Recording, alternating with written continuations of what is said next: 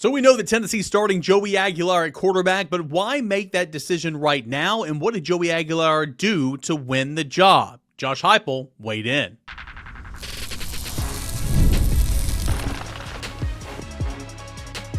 You are Locked On Vols, your daily podcast on the Tennessee Volunteers. Part of the Locked On Podcast Network, your team every day. Hey, good Wednesday morning, everybody. Welcome into Locked On Vols. I am your host, Cain. Thank you so much for being here, making Locked On Vols a part of your morning routine, your first listen, your first watch each and every single day. A fun one coming up here today. It's presented by our friends over at Monarch Money, where you can take control of your finances with Monarch Money. Put promo code LOCKEDONCollege at monarchmoney.com for 50% off your first year. That's over at Monarch Money. Josh Ward coming up in segment number 3 for Ward Wednesday. Get his thoughts on Joey Aguilar being named quarterback 1 for the University of Tennessee. Your mailbag questions in segment number 2, everydayers, when you get to shine. And then in segment number 1 here, to get things going, Josh Heupel describes kind of what went into his decision to name Joey Aguilar QB1 and the timing of it and what he said to George McIntyre and Jake Merklinger, all that and more here in segment number 1. So looking forward to that. You guys know my thoughts on the timing of it. Tennessee needs to get to work, right? I mean, Syracuse game prep's going to start at some point this week. You don't need to be splitting reps to the quarterback position. You need to have clear direction for your team. Who is leading your team, who's getting the start, and that's why I think making that announcement Sunday night made a whole lot of sense. Or at worst case, yesterday when Josh Heupel met with the media, I thought that was probably when he was going to name a starting quarterback. But of course, that news hit on Sunday night, and so it makes a whole lot of sense. We've talked about it.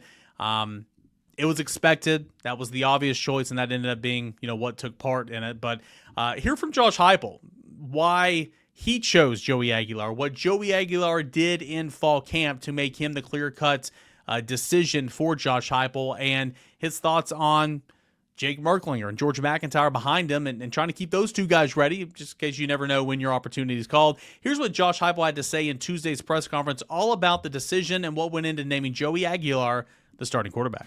Joey, through this week and really what he's done through training camp, learning what we're doing offensively, as we get ready for Syracuse here at the end of the week, then making sure that, the things that are in play he feels good about. And I think, that's one of the things with young quarterbacks and with new quarterbacks is getting them to be transparent in those things. First of all, that entire room competed at a really high level. They competed the right way too. They pushed each other in a positive way in the meeting room, out on the practice field. I think our team has great confidence in all of those guys. Joey, through the course of training camp, each and every day continued to grow and take steps and understanding what we're doing and comfort level. Played well in the scrimmages, had good command, and that ultimately led to the decision that we made. But got great trust in all those guys, and the strength of one position room, quarterback included, can never just be one guy. And those guys have all grown, but I think, Joey coming in May, having to learn the offense throughout the late spring, summertime, getting his feet on the grass with our guys, learning how we practice, but also growing each day, just continued to trend upward in his comfort and control and command of what we're doing. That's decision making and accuracy with the football, our checks that he controls. You put all that together, and that's ultimately why we made the decision. First of all, I met with all of them at the same time. You recognize, I've been in that situation on both sides of it, and you understand that there's going to be, heartache, disappointment, and if it's not that way, then you got a real problem. It was a tough decision for us. We talked about it with those guys. I think the transparency of that breeds confidence in what they're all hearing at the same time. And so at the same time, through that night, there's the pain of disappointment, right? And coming the next day, you got to find a way to be a great teammate, be the same guy that you have, continue to compete. You name a starter, but you never know when your opportunity is coming. And this message was given to those guys as we sat in the room together. It was given to the entire team too. you got to prepare yourself for when your opportunity is going to come to take advantage of that. And Merck's been great in the building, energy, focus. George has been the same way. Just want those guys to continue to grow. Well, I think, first of all, I said it before, we started our first practice, somebody's got to go take it too, and they went through that, got through 2 scrimmages and another practice with those guys competing. I think just, how Joey was continuing to grow inside of it, it felt like it was the right time, for him, but for our football team too, and certainly, having this week, knowing that you're going to be the guy, I think gives him a chance to continue to get his feet on the ground and get ready for kickoff here in week and a half. Yeah, I mean it's about time to go after it and start game planning for Syracuse, and having this week to kind of do that. So it's not everything new. Everything's not brand new on what is officially game week, next week. So that's why I always thought a quarterback decision is going to be made and announced at some point this week, and then you're going to go roll with it. So I think Joey Aguilar continued to get more comfortable every single day of fall camp, not just knowing the system, because, again, he came in with the install.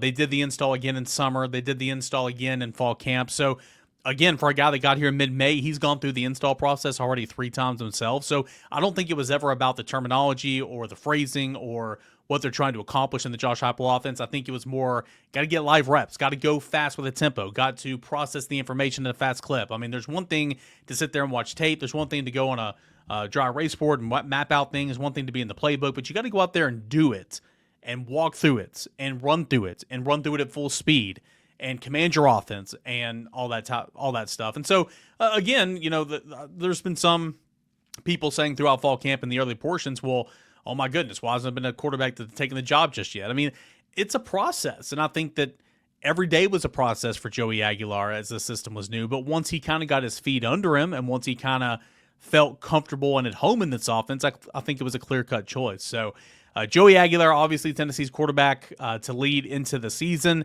I like those answers there from Josh Heupel about Jake Merklinger and George McIntyre about you just got to continue to come along, continue to progress because you never know when your time might come. Again, it's a big boy game, right? Football is a contact sport, and you just never know. And, if something were to happen to Joey Aguilar, who would be, would Jake Merklinger get the call? Would they play both guys if it was for an extended period of time? Who knows? You hope you're not in that situation, but you've got to continue to come along and push each other in the right way. And I think Josh Heupel said that he's seen that over all 3 of those guys during this quarterback competition. I liked how he put in there, and he was like, hey, it hurts. You're disappointed.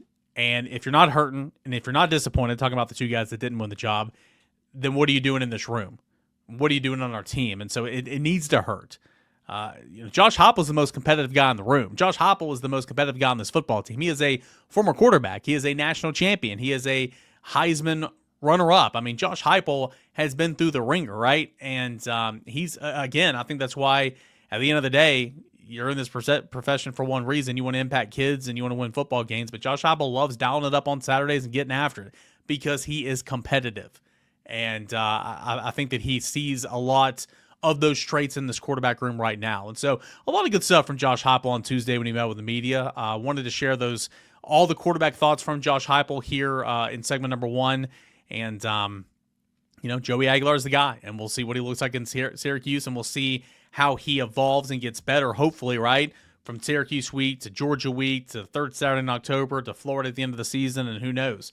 I think that this season, we'll talk about this with Josh Ward coming up, there's a lot of openness to the season. A lot can happen, and that's exciting. It really is. I mean, this is not a scrub football team. There's really good football players on this team. The depth at certain positions are very good. This roster is very, very akin to some of the other ones, some of the top-tier programs in this conference, right? I mean, based off what Tennessee's done. They won 10-plus games 2 of the last 4 years, Orange Bowl, college football playoff last night. I mean, again, this program's in a good spot. There's a lot of openness to the season coming up, and I think it's there for the taking, a lot of that for Tennessee. So, hey, when we come back, we'll answer your questions. Mailbag edition of the show is coming up next right here on your Wednesday. Locked On Vols. Stay tuned.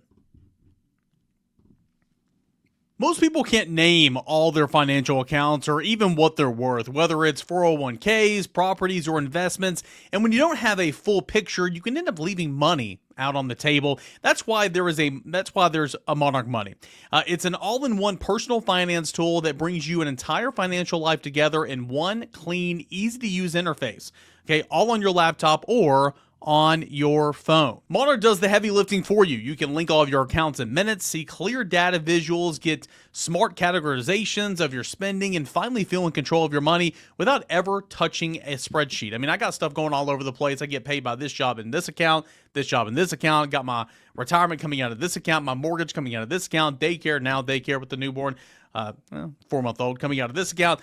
It's all over the place, but Monarch helps me keep all that in one spot so I know I'm not losing money and I know where all my money is going.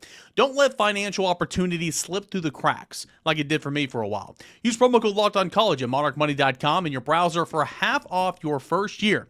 That's 50% off your first year at monarchmoney.com. Use that promo code LOCKEDONCollege. So big shout out to Monarch Money and a big shout out to Open Phone. If you're running a business, every missed call could be money left on the table.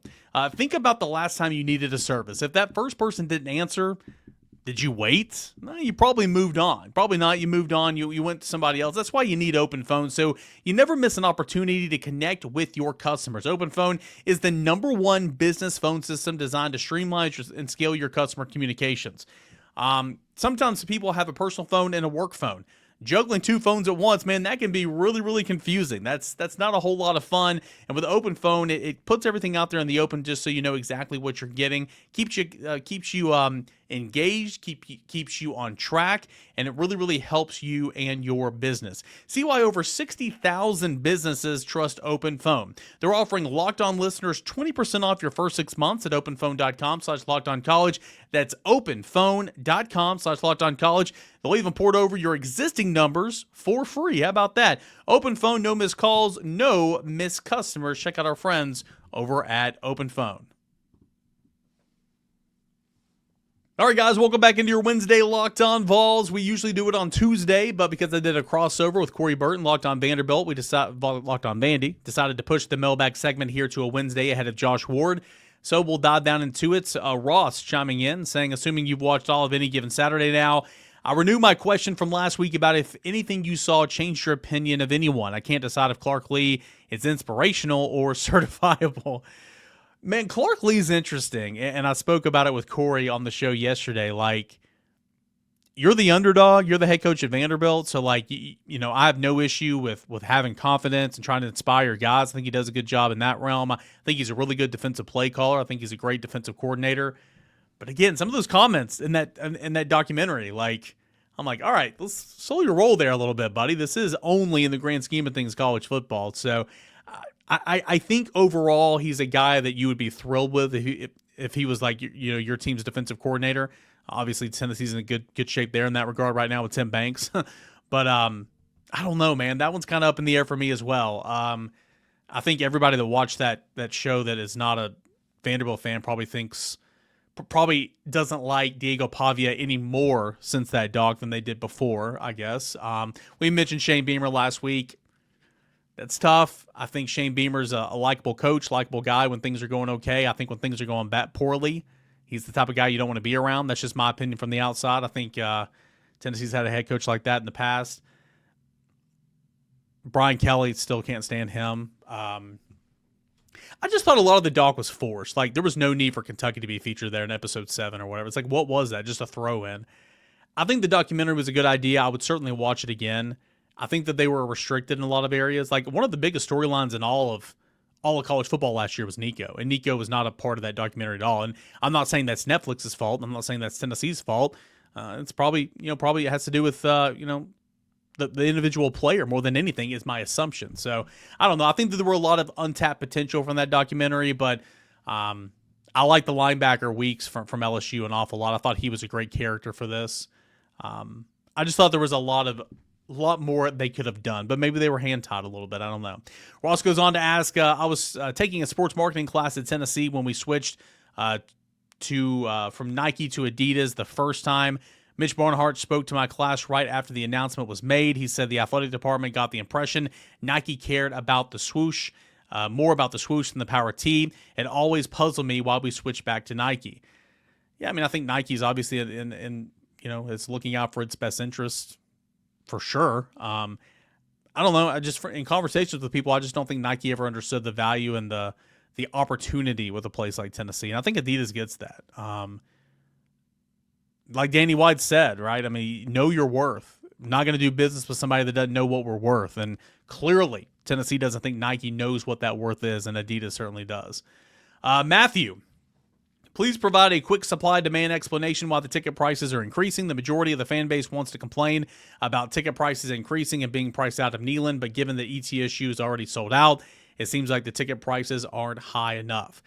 Yeah, I mean, simple economics, right? I mean, the wait list for season ticket holders, what did Danny White tell Brent Hubbs of allquest.com and sit-downs, like 20,000? 20,000 on the waiting list for season tickets.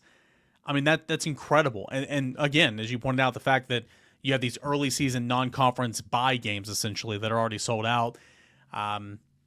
If you have that many on the season ticket list, wait list, and you consistently selling out home games, I mean, that price is only going to go up. Plus, again, this isn't a problem for me because obviously I'm a member of the media and I don't pay to get into the event. I just go upstairs and go to work, but I get to watch the event. So I'm not paying for season ticket holders, season tickets and all that. So I understand. I'm not truly understanding where a lot of the fans are coming from, but again, what was standard in 1995 is not standard in 2025. What was standard in 2005 or even in 2015 is not standard in 2025. Things change. Everything goes up. And I think what I would say to somebody that's frustrated with this, and I understand, I would improve the home non-conference slate for sure, because again, you're asking so much of your fan base with talent fees and this and that, and you're increasing season ticket. You're asking so much of your fans, right? NIL, you need to reward those fans with some better matchups in the non-conference at home. I completely agree with that. But as far as the pricing,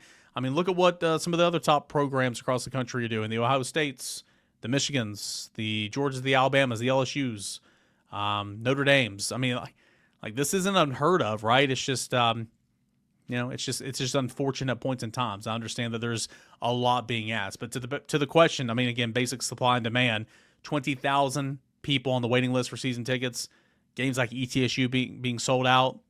As long as there's a demand there, those prices probably going to go up. Shamrock, with the new deal with Adidas coming in, can you see the Vols look to expand the brand internationally? College football and football as a whole is growing massively here in Ireland. Hey, thanks so much for watching the show out there in Ireland. That's awesome, man. I don't know. That's a good question. Obviously, the NFL is making massive strides in becoming international, playing tons of games, globally, London, Ireland. College football played a game in Ireland. What was it, last year with Georgia Tech and whoever Georgia Tech played. Notre Dame, Georgia Tech, Notre Dame. It's interesting. I don't know if the primary focus for Tennessee's marketing team would be to try to go international right now. I'm not saying that would never happen, certainly. I think that there's more pressing issues here at home, more pressing issues here in this region, more pressing issues here in the SEC, honestly, than trying to become global or trying to become international right now. But I wouldn't rule it out. I mean, certainly I think that there's always opportunities. You have college students that come from different countries to the University of Tennessee every single year. So there's always opportunities there, and to try to make more Vol fans and to try to continue to grow the game of football. I think if the NFL continues to get more and more popular in other countries, such as Ireland, then that can only help, college programs to maybe try to expand the footprint a little bit and have those opportunities elsewhere. So that's a good question. I don't think there's a big emphasis on it right now, but that's a really good question for sure. Mason, with Savion Hyder's commitment to Michigan, where does Tennessee look now? Do we circle back on the recruiting trail or pick up a big transfer portal running back? I would assume right now portal, but also if everybody stays, like Deshaun Bishop will be back, Peyton Lewis will be back, and Star Thomas will be gone because of graduation, but Juan Morris is going to be up there. And if everybody stays, there's still kind of a crowded room, but you need again to have a running back every single year. So I think personally it would make sense to go the prep route, maybe a lower rated guy, but I think they'll probably go to the portal. You go to the portal and find some depth in that regard. I do think, it's unfortunate Tennessee couldn't get Savion Hyder, but I'll continue to go back to what I said on a show a couple of weeks ago. If you could only have one,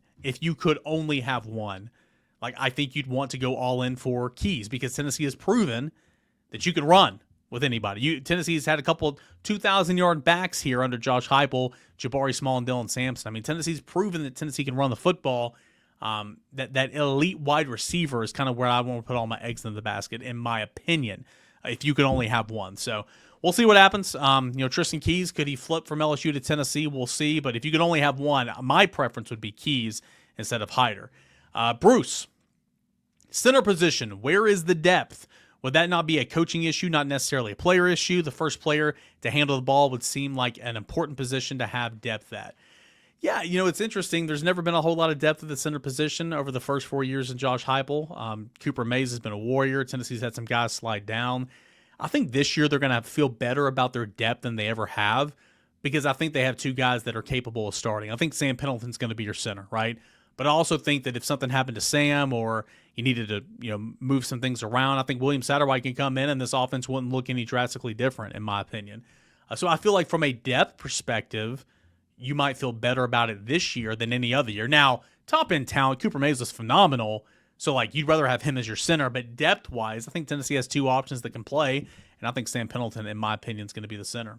All right, that is going to do it here for this segment of your mailbag questions. We usually do it every Tuesday, but we did it here on a Wednesday. Coming up next, Josh Ward, what does he think about Tennessee naming Joey Aguilar as the starting quarterback for the 2025 season, and who is his pick to lead Tennessee in receiving and rushing and interceptions? All that and more coming up next on Ward Wednesday right here on Locked On Vols.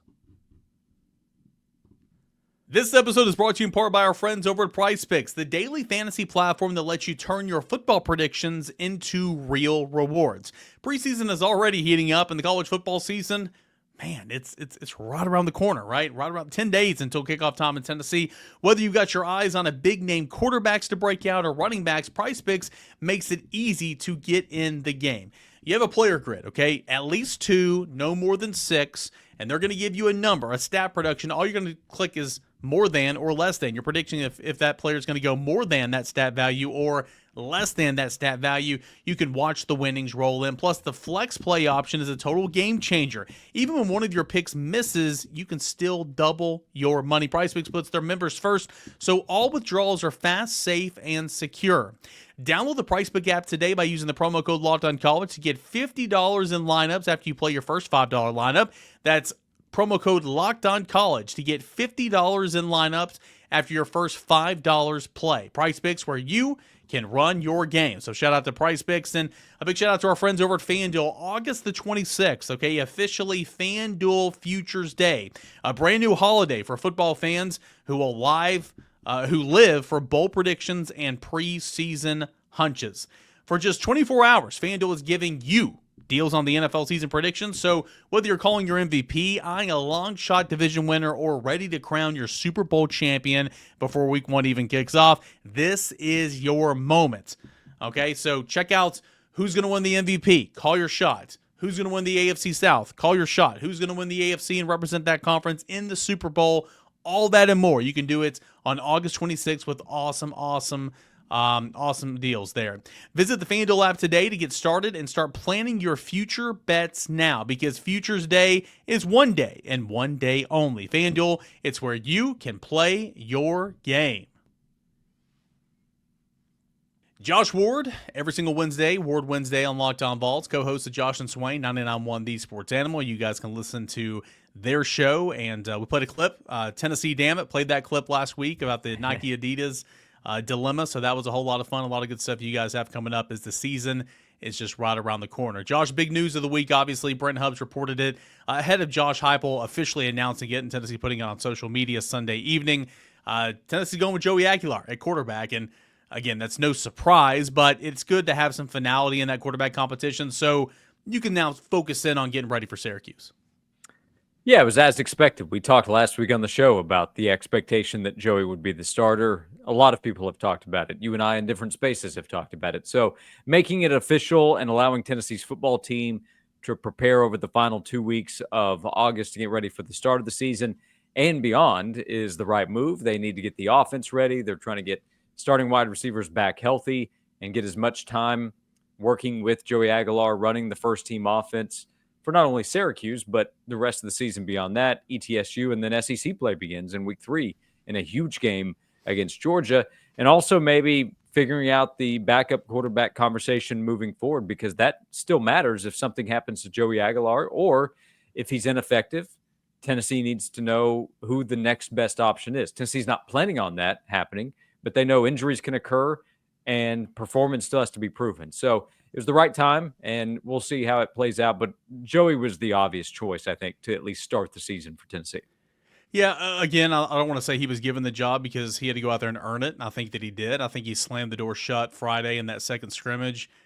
Just anybody that you pass in the hallways over there, we get to see the stretching plus 5 minutes or whatever.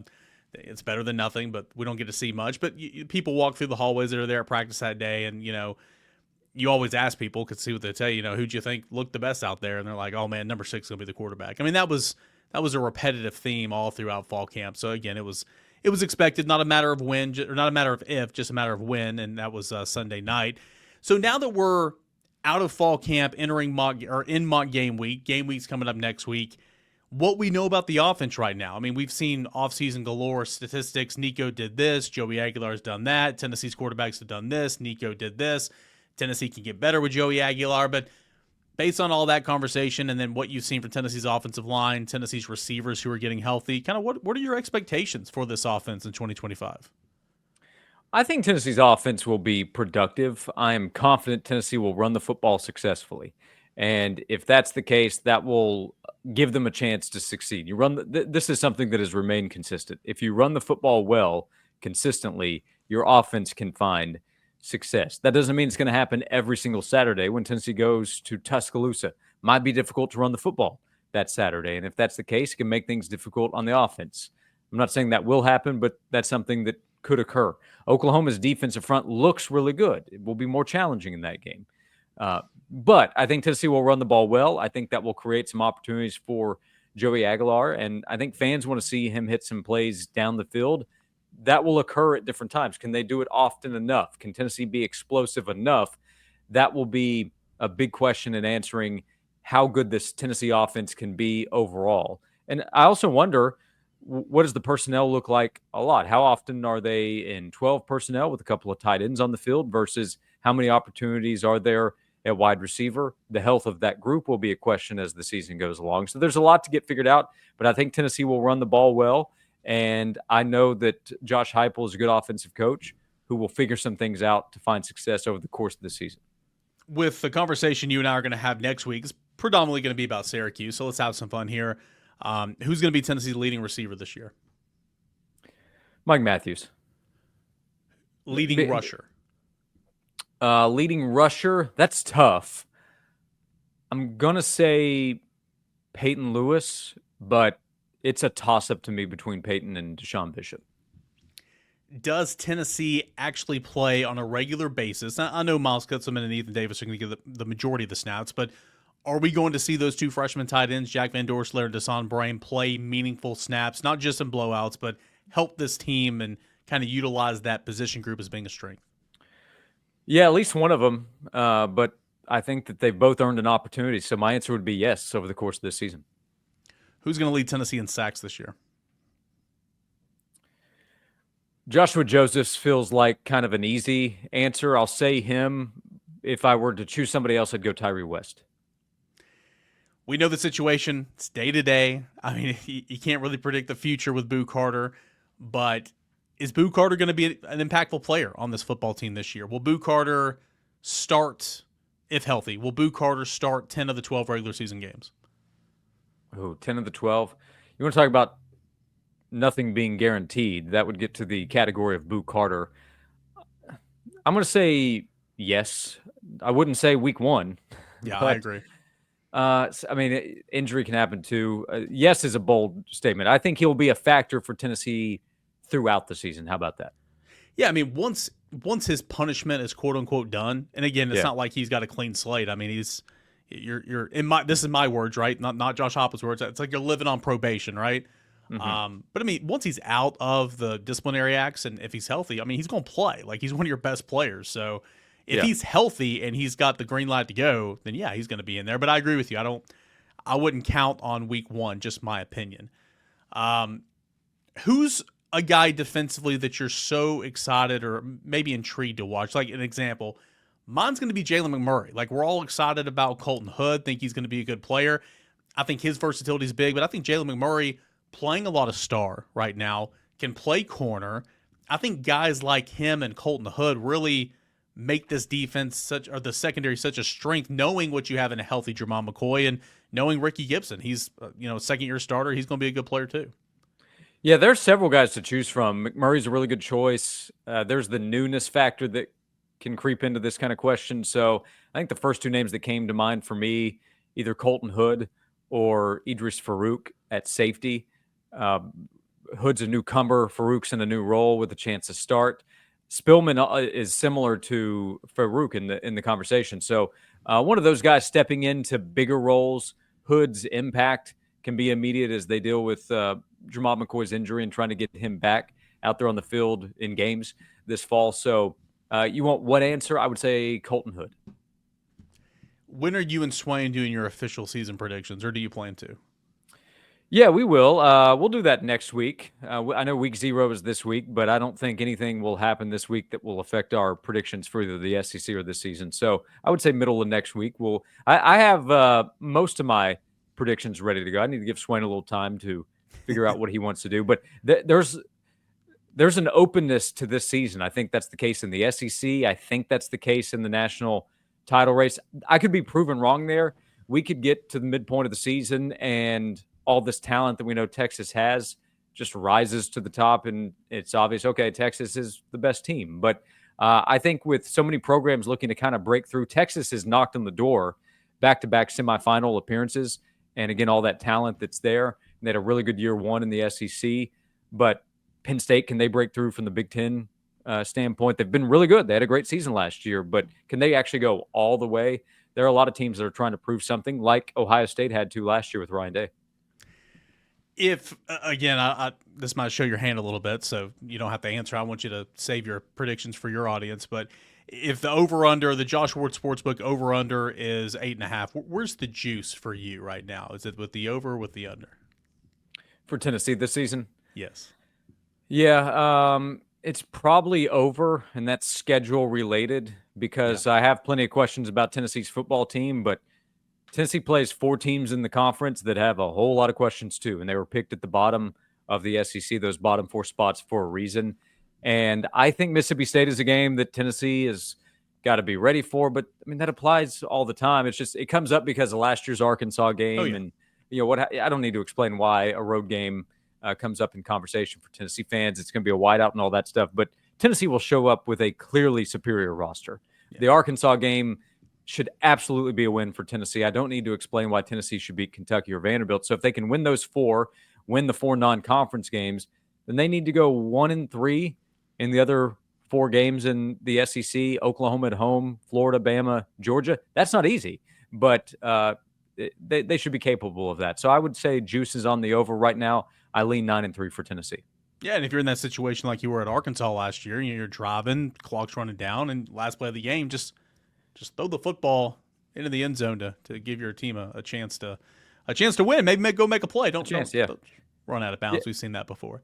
Yeah, and I could be proven wrong. That's why I bring the Mississippi State game up, because on paper that is an obvious Tennessee victory. But even in the middle of that game where they were not getting much going on offense against Arkansas, Eric, I thought, well, they should still pull this one out. When Taylon Green went out and Arkansas has a young quarterback that can't really throw it, that's just trying to run around, I thought, well, Tennessee's defense should definitely get a stop. And then one drive gets them down the field, and Arkansas was able to pull off the victory. So that's part of what makes the sport great. We have no idea. Tennessee just needs to avoid September 27th with a bye week coming up and a team that's not very good, and Tennessee being an easy pick. Tennessee needs to make sure that they make it look easy on the field.